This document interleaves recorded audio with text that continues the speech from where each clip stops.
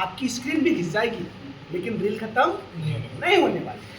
और वो ऐसी है, आपको पता है रील क्षणिक होती है, 20 सेकंड 10 सेकंड, कितने सेकंड की रील होती है? ये 30 सेकंड में आप कुछ नहीं समझ पाएंगे। क्यों? क्योंकि वो रील आपको सिर्फ आकर्षित कर रही है, आपके अंदर डाटा फीड नहीं कर रही।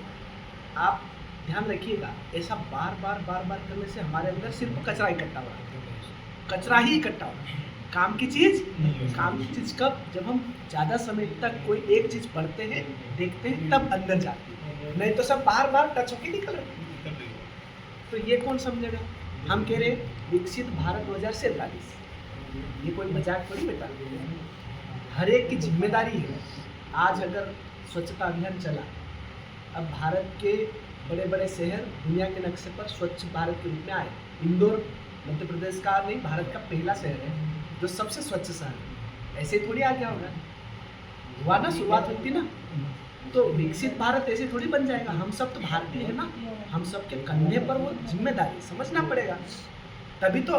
ये तो हम ऐसे टालम मटोल करके अपनी जिम्मेदारी से भागते रहेंगे तो थोड़ी होगा।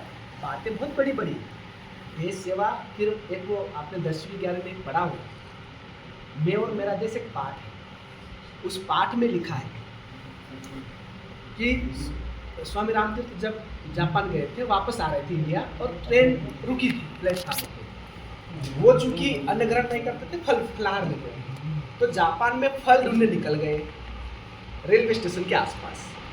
उनको फल आसपास मिले नहीं, मिले भी थे तो उतने क्वालिटी के नहीं थे। वापस आए, अपने आप से बात कर रहे थे, जापान में अच्छे फल नहीं मिलते। ये शब्द जापानी युवक ने सुन लिए। वो खड़ा था प्लेटफार्म पे, वो कहीं गया दौड़ के, जहाँ फल मिलते थे वहां से फल की टोकरी खरीद के लाया। ट्रेन चलने से पहले उनको दिया। उनने कहा, अरे वाह युवक, तुम कहाँ के हो? बोले मैं यही कहा। ये लो, ये कितने की टोकरी है? उनने कहा, मुझे इस टोकरी का दाम नहीं चाहिए।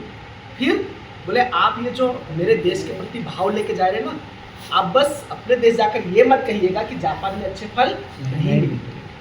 उसने कोई बहुत बड़ा काम नहीं किया उस लड़के ने, लेकिन अपने देश की आन बान शान के लिए इतना सा काम किया। और उस वहीं पे एक दूसरे देश में लाइब्रेरी से किताब इशू करा के पढ़ने वाले विद्यार्थियों में एक विद्यार्थी ने, लाइब्रेरी की बहुत महत्वपूर्ण किताब थी, उसके कीमती पन्ने जो दूसरी जगह लाइब्रेरी में किताब थी नहीं, तो उसने चोरी से फाड़ के अपने पास रख लिया। ऐसा करते हुए एक व्यक्ति ने देख लिया। उस विद्यार्थी ने वो किताब वापस जमा कर दी। ठीक है, जब ये घटना लाइब्रेरियन को पता चली, तो लाइब्रेरियन ने अगले ही दिन बाहर लाइब्रेरी बहुत बड़ा बोर्ड लगा दिया और लिख दिया, उस देश के कोई भी विद्यार्थी इस लाइब्रेरी में प्रवेश निषेध। जिस देश का वो किताब फाड़ने वाला, पेज फाड़ने वाला लड़का था। ठीक है, उस लड़के ने कोई बहुत बड़ा गुनाह नहीं किया था, सिर्फ किताब के 2-4 पन्ने फाड़े थे, लेकिन उसका खामियाजा उस देश के सभी विद्यार्थियों को भोगना पड़ा। कोई बहुत बड़ा काम था क्या? देखो, देश के बारे में जब हम बात